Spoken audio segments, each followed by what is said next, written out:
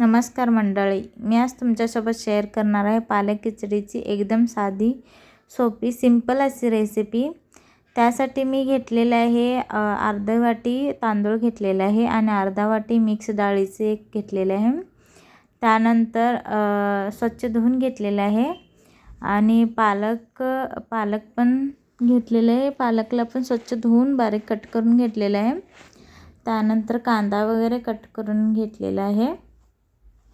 मी त्याच्यासाठी पालक खिचडीसाठी 2 कांदा घेतलेला आहे, ते बारीक कट करून घ्यायचं।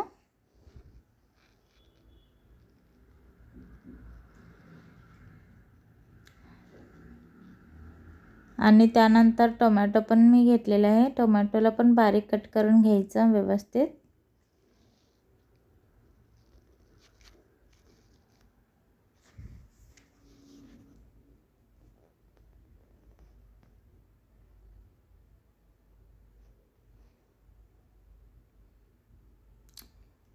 आणि तांदूळ मी ते कुकरच्या भांड्यामध्ये घेतलेले आहे, बघू शकता। आता त्याच्यामध्येच मी कांदा पण घातलेला आहे, पालक पण घालून घेतलेला आहे, त्यानंतर टोमॅटो पण घातलेला आहे आणि त्याच्यामध्ये मी 3 वाटी पाणी घातलेलं आहे आणि थोडंसं त्यात हळद पण घालणार आहे आणि त्यानंतर थोडंसं मीठ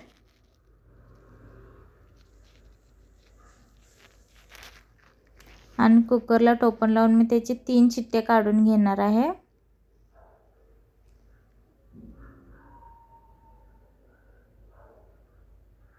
तिकडं भात शिजत आहे तोपर्यंत मी साइड बाय साइड इकडं कढई ठेवलेली आहे।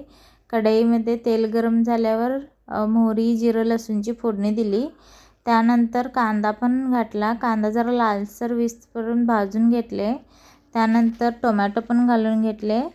त्यानंतर टोमॅटो पण जरा भाजून झाल्यावर त्याच्यामध्ये मी मसाला चटणी वापरले, मीठ वापरले आणि गरम मसाला वापरून घेतले आणि त्याच्यामध्ये थोडंसं कोथिंबीर घातले आणि थोडं भाजून घेतलं आणि इकडं खिचडी पण तयार झालेली।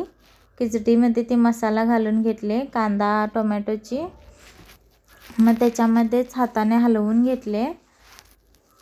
हलवून घेतल्यावर त्याच्या बघू शकता एका साईडमध्ये प्लेटमध्ये काढून घेतले।